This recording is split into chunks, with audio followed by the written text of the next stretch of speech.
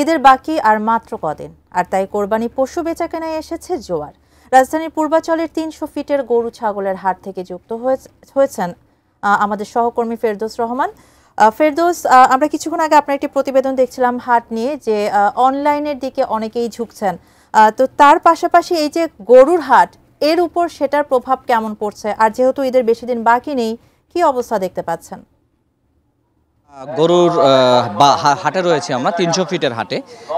যেটি হয় যে সাধারণভাবে আমার পেছনে দেখতে পাচ্ছেন যে গরু যথেষ্ট রয়েছে, এবং ৩০০ ফিটের এই হাটটির যদি একটু পরিবেশের কথা বলি, সেটি হচ্ছে এখানে গরুর জন্য গরুর হাট বলতে এই যে বর্ষার সময়ে কাদা মাটি, তার মধ্যে কিন্তু পরিবেশটা একেবারেই খারাপ না। অর্থাৎ এখানে আসা যাওয়ার যে সড়কগুলো সেগুলো যথেষ্ট ভালো, এবং গরুর সংগ্রহ যথেষ্ট। বেশিরভাগ আমি ব্যাপারীদের সাথে কথা বললাম, তারা কুষ্টিয়া, পাবনা, মেহেরপুর, চুয়াডাঙ্গা এইসব অঞ্চল থেকে ব্যাপারীরা এখানে এসেছেন, এবং কিছু কিছু মানুষ এখানে এসেছেন যারা ব্যাপারী নন, তারা তাদের খামারে কোরবানির জন্যই গরু লালন পালন করেন এবং সেগুলো তারা তুলে দেন।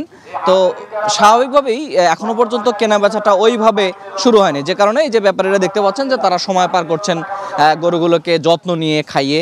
কিন্তু ব্যাপারীদের একটা কথা, সেটি হচ্ছে যে দাম এখনো পর্যন্ত তারা চাচ্ছেন, সেখান থেকে মানুষের যে দাম করার বিষয়টি সেটি যথেষ্ট কম। অর্থাৎ তাদের যে প্রত্যাশা, সেই প্রত্যাশার সাথে মানুষের দাম করার যে বিষয়টা, সেটার বেশ ফারাক হচ্ছে, যে কারণে তারা এখনো পর্যন্ত গরু ছাড়তে পারছেন না। আর ক্রেতা যারা দু একজন আসছেন, তারাও কিন্তু এরকম বলছেন যে এখনো পর্যন্ত যে দামটা তারা চাচ্ছেন, সেটাতে ক্রেতারা মনে করছেন যে তারা আসলে যথেষ্ট পরিমাণে সেই দাম। ব্রেকফাস্ট, টিফিন কিংবা স্ন্যাক টাইমে মজাদার আয়োজন মানে অল টাইম ব্রেড। গরুর জন্য ন্যায্য চাচ্ছেন না, অর্থাৎ এখনো পর্যন্ত একটা ধরে রাখার প্রবণতা রয়েছে। তবে বাজারে গরু কিন্তু পর্যাপ্ত রয়েছে, গরু ছাড়াও অন্য পশুগুলো রয়েছে।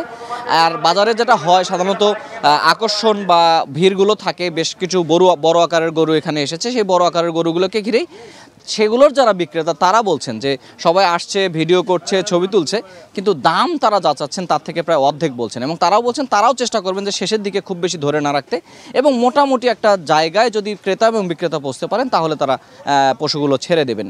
এবং আমরা যেটা প্রত্যাশা করছি, সেটা হয়তো ঈদের এখনও পর্যন্ত আরও প্রায় 4 দিন সময় রয়েছে, যে কারণে ক্রেতারা এখনও পর্যন্ত দেখছেন, বাঁচছেন, এরকম করে তারা সময়টা পার করছেন, এবং অনেকে কিনেও নিচ্ছেন। ইতিমধ্যে আমি কিন্তু দেখেছি যে বেশ কিছু গরু আমার সামনে থেকেই বিক্রি হয়ে গেছে। তো এভাবেই চলবে, হয়তো আগামীকাল থেকে বিক্রেতারা তাদের যে দামটি সেটি হয়তো কিছুটা ছাড় করবেন, এবং ক্রেতারাও যেহেতু ঢাকা শহরে গরু রাখার জায়গার অভাব রয়েছে, সে কারণে ক্রেতারা হয়তো শেষ মুহূর্তে এসে গরুগুলো নেবে, এবং সেটা সবাই প্রত্যাশা করছে যে শেষ মুহূর্তে বেশ একটা জমজমাট কোরবানির হাট আমরা দেখতে পাবো। শাহানা।